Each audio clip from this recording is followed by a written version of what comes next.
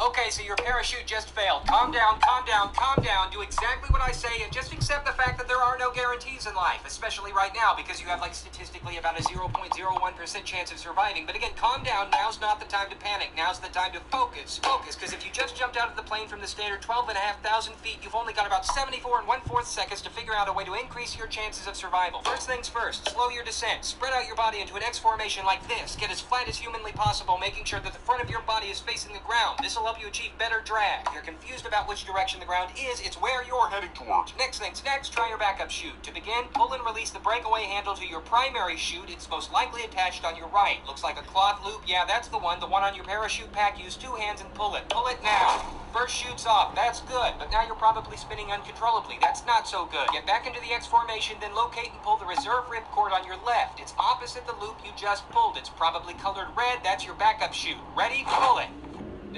Okay, nothing? Okay, plan C. Keep your head upwards and start scanning your surroundings. You're looking for three things: swamp, snow, trees. Best chance of surviving is to land in one of those three. Just stay away from water. Whatever you do, don't land in the water. Lean whichever direction you want to move in, but don't go into a spin. When the moment's right, pull yourself up and point your toes to the ground so that you land on your feet. I didn't want to say this at the outset, but you should probably know now that you're about to break your legs. But that's okay. We're going to use them to absorb the impact of the fall. Having said that, it is going to be tremendously painful, so cover the back of your head with your hands like you're doing a sit-up. You need to protect your skull and protect your neck. Go into the fall rolling forward like you're doing a somersault. Ready? Here goes nothing. Okay, still there? Good, good, that's good. I know. Good news is you survived. Congratulations. Bad news is you're in shock right now. But, I mean, that'll keep the pain from being too bad. I mean, that's the weird thing about neurogenic shock. You know, it's caused by overexciting the parasympathetic nervous system. What you're about to experience is actually called bradycardia, which is a substantial decrease in your heart rate. That, in return, will decrease your pulse, and that will lead to a dangerous drop in blood pressure. So, you know, you're probably feeling very, very, very sleepy right now, but do not go to sleep. Stay awake. Stay awake at all costs. Help is on the way, and you need to be awake when they get here. You're gonna be okay. Did you know that there was only a 0.0007% chance that what just happened to you would actually happen? Consider this. You've just experienced something that almost nobody in existence has ever or will ever experience. Think of all the money you'll make off the book deal that you'll invariably sign. You'll have a story for your grandkids. You'll be on the Today Show and you can meet Al Roker. Summon the will to live by thinking about how happy you'll be when you get to meet Al Roker. You'll probably have your own daily double question in Jeopardy in a few years. They'll make a dramatic movie about you where some famous actor or actress will play you.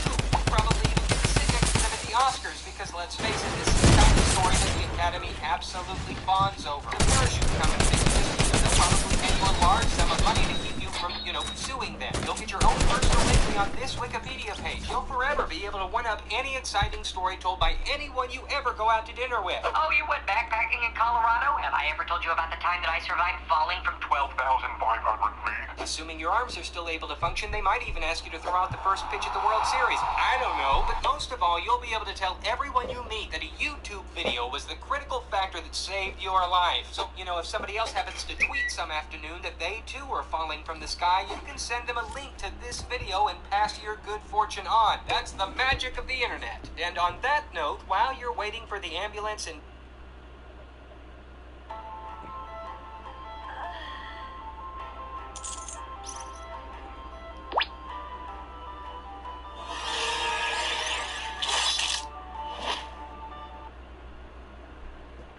starting out in game development may seem an impossible task, especially if you're starting out on your own. However, don't be discouraged. Today we will show you 10 games that were not only originally designed and created by solo developers, but have grown to become influential in the game development industry.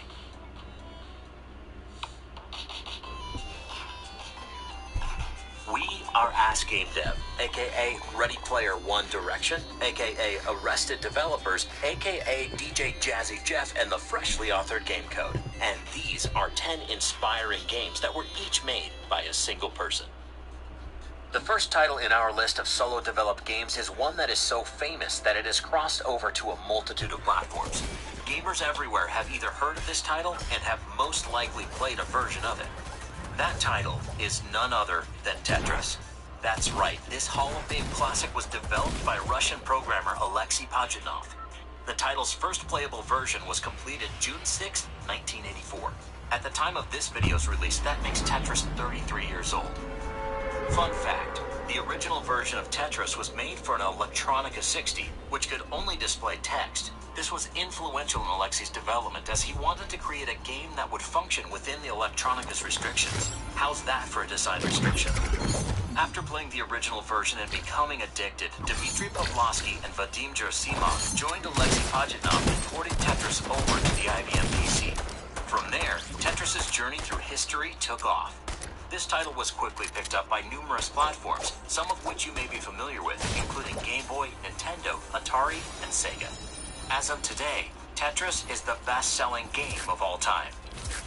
For the next solo-developed title, we jump 15 years into the future, to 1999, when the simulation game Roller Coaster Tycoon was released. In this game, players build and maintain a roller coaster theme park, ensuring that all park-goers have the time of their lives. The first version of this title was created by Scottish programmer Chris Sawyer, who was inspired to create this simulation game by his love of roller coasters. Development of Roller Coaster Tycoon took approximately 2 years. During this time, Chris researched everything that went into running an actual roller coaster theme park. What better way to develop a game than to experience it in real life? While Chris developed basically the entirety of the game, he did get some assistance on the graphics from his colleague, Simon Foster. Aside from numerous expansions and spin-offs, Roller Coaster Tycoon has greatly influenced the game industry through the simulation genre, board games, and has even inspired a series of game books that were released in 2002 and 2003. In January 2018, Atari Games announced their development of Roller Coaster Tycoon Adventures for the Nintendo Switch. Skipping ahead 5 years, we find ourselves in 2004 with the release of Cave Story by indie developer Daisuke Pixel Amaya.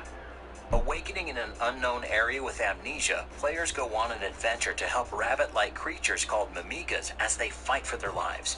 Originally developed for Windows PC, this Metroidvania platform adventure took 5 years worth of free time to complete. Cave Story has been hailed as the quintessential indie game, as Daisuke developed all parts of this title from start to finish without any additional assistance. Over the years, the game has evolved to become a cult classic, beloved for its compelling characters, setting, story, and gameplay.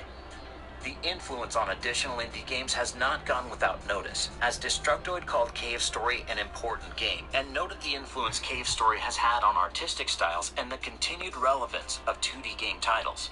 Cave Story was nominated for Game of the Year at the 2010 Nintendo Power Awards. Darting ahead 5 years, we have the sandbox game of the century, Minecraft. Originally created by Swedish developer Marcus Notch Persson, Minecraft was initially released on its alpha version on June 13, 2009. Sales skyrocketed to over 1,000 copies in less than a month, which allowed continued development of this beloved title. As survival mode was implemented, sales only increased, giving Marcus the means to quit his day job and work on Minecraft full-time. Fast forward to 2014, Microsoft acquires Minecraft for $2.5 billion. Minecraft is one of the biggest titles where we can see how a single creator's initial production and vision was expanded and developed by a dedicated team to become one of the largest and well-known games around the world. Onward to 2010, we have the game titled Thomas Was Alone by developer Mike Bethel. Originally developed as a Flash-based browser game in October 2010, this title quickly made its way over to Windows and Mac in July of 2012. While the gameplay seems simplistic, the solid game design and compelling narrative will have you falling in love with the characters' personalities as you progress through the story. The popularity of this title is easy to see by the numerous platforms that have been released since the initial Flash-based browser version. Today, we can find Thomas Was Alone on Windows, Mac, Linux, PS3, PS4, PS Vita, Xbox One, Wii U, iOS, and Android. Thomas Was Alone reminds us all that you don't need amazing graphics to feel emotionally connected to a game. A great atmosphere, good music, and narration is plenty. Shifting gears and heading over to 2012, we have two solo-developed games to cover. First up, we have Lone Survivor by Jasper Byrne, which was originally developed for Windows and Mac, though soon expanded to include PS3, PS Vita, and even PS Network. A survival horror game, Lone Survivor is a retro-styled 2D title where players follow directions of hallucinations in order to survive, with the goal of escaping an apocalyptic world. The story, coupled with fitting music, brings players into the game for a delightfully frightening experience. Gameplay involves solving puzzles, rationing supplies, and exploration for story progression. Fans have compared the game atmosphere to that of Silent Hill. With the addition of multiple alternate endings, we have a fan-favorite, solo-developed title.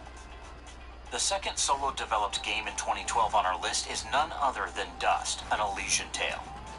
Independent designer Dean Dodrell worked on the design, art, and programming.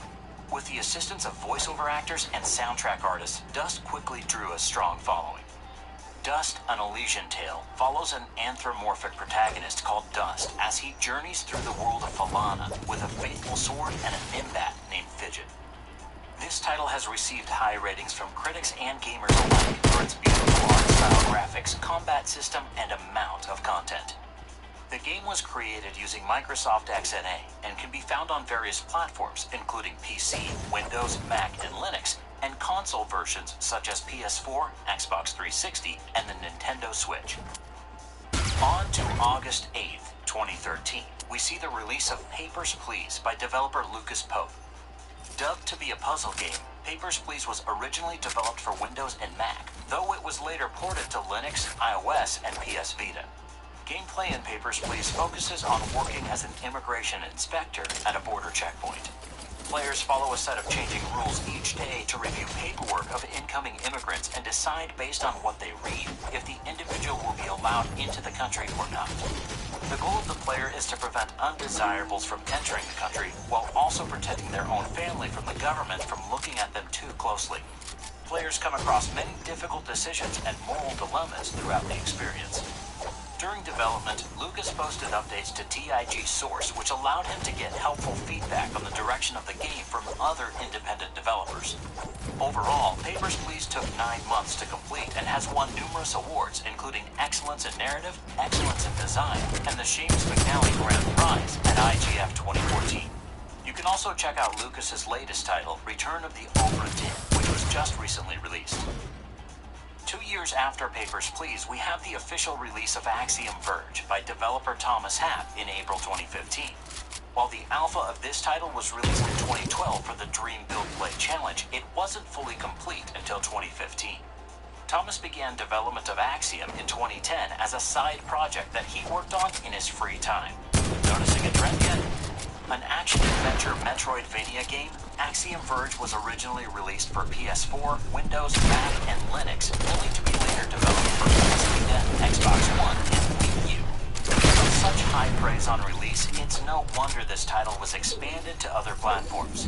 Praise is given to Axiom Verge for its gameplay, boss battles, upgrades, and setting. GameSpot's Peter Brown was quoted, stating that Axiom Verge is a game that's easy to fall in love with because it hits so many high notes. It takes the Metroidvania model and adds layers of ingenuity that are in a league all of their own. It's not a stretch to say that Axiom Verge is better than the games that inspired it, because it's so inventive and thoughtfully crafted. The final solo-developed game on our list today is none other than Undertale. Released September 15th of 2015, Undertale was created by indie developer Toby Fox with the GameMaker Studio engine. Opting for solo development, Toby financed his project through Kickstarter with the original goal of $5,000, but within a month, over $51,000 had been raised. With that support, Toby was able to create a game that brought new innovations to the RPG genre, including a combat system that allowed for fighting or rationalizing with enemies. Combined with interesting characters, the choice to grind or not, and the complete removal of any type of backtracking fetch quests, Undertale became a huge success and fan favorite. Undertale has additionally been critiqued as the best written game of 2015. As such, this title has received multiple awards, including Game of the Year and Best PC Game. That concludes our list of solo-developed games. While there are many more out there like Spelunky Classic, Fez, Banished, and most recently, The Hex, we simply can't cover them all. For the final piece of this video, we would like to discuss our Ask Game Dev Community Member Game of the Week. This week, we've chosen King of the World, an exciting real-time strategy game developed and published by Contact Games. This title took 2 years of development before its early access release. Enjoy real-time strategy gameplay with up to 12 players and/or bots who fight until the bitter end. With options to battle on land or sea in medieval London or futuristic Manhattan, players will find a beautifully crafted game worth the fight. Find it today on Steam for $14.99. Thanks for watching. We are Ask Game Dev, and we make game development videos on how to elevate your games and inspire others. We publish new content every week, so consider subscribing and hit the bell below to be notified as soon as a new video is available. Want more Ask Game Dev? Check out this video on game development tips or this playlist on develop. 1, 2, 3, go!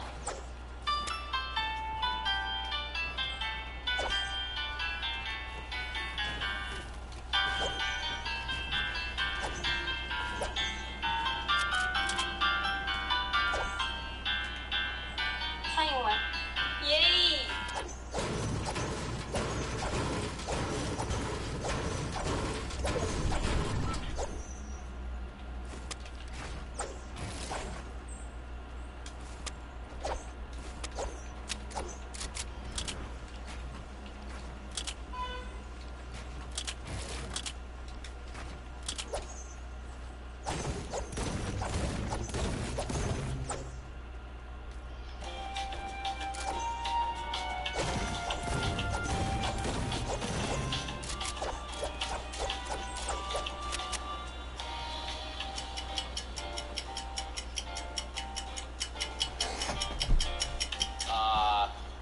Alright, I don't know what's going on. Oh my god, this is scaring me. I guess starting the recording. They're saying it's mystery teams. I don't know what that means. Oh good, this guy doesn't know what it means. That means I'll know what it means. Mystery teams has been enabled. Yes, well what does it mean? Mystery teams. Get a banner of PvP. The person with the same banner is your teammate. Banner? What? You mean get a banner of PvP? Let's just say I'm so confused. How did I get here? Okay, well it's starting, and I'm in a game with like people who know like this game, so it's over for me. I don't even know how I got here. Oh my god, it's starting. How did I get here, dude? What is happening? Oh my god, what is this stuff? Ooh, a temple, maybe. Oh, look at my skin. Maybe the temple will give me diamonds, and then I'll win if I can even get in there. Okay, what's my banner? I don't even know what they're talking about. Should I probably get trees first? There's trees. Okay, I'm gonna do that first, because that sounds like a smart idea. Dude, I don't know what's going on. I need to find my teammate somehow, some way. I understand what's going on. Okay, well I have 20 hearts. Dude, what is happening? Okay, let me grab these trees, and we go like that, and we go in here. Well, I have an ender pearl on my body. Okay, stick. This is a stick.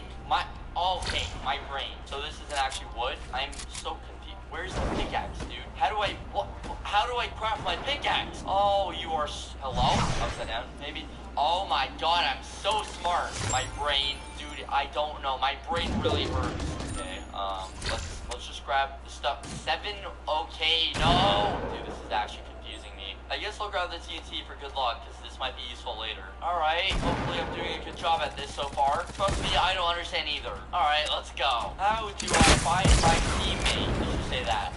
So this isn't actually a sword, I guess. PvP weigh-in. Teammate on at PvP. When PvP starts. Okay, let me see if I can figure out how to, wait, this is a diamond sword? What is that? Okay, well they didn't change TNT, so I'm gonna use this eventually. So when does PvP turn on? Oh, 30 minutes! 30 minutes! I'm doing 30 minutes! Okay, so what am I meant to be doing during these 30 minutes? I assume mining, right? Oh, an apple. It's just a normal apple, but it's an apple. Oh, so now I need gold to make... Oh, I understand. Look at this. Look at this. I am the first one to crack... Oh, wait, I don't have enough. Ooh, a cave. What do I want to do, though? Why? Why? Why is coal equivalent to bones? Alright, well, let's attempt to win this game. That won't happen. Oh, look! The cave system! It ended! I wonder what would happen if I made a stone pickaxe. Ooh! Now we're getting somewhere. Never dig straight down, right? Let's do it anyway. Alright, hopefully I don't die from this. I hear lava. I probably shouldn't do this. Oh my god, that could have been bad. I wonder if I can tower in this. That actually might be a stretch. For now, oh god, oh my life. Diamond, we know that's not real. They want to screw you over in every way possible. I'm assuming that is iron, if I'm smart. What did I just get from that? I got nothing. I got nothing. I'm getting nothing. What block?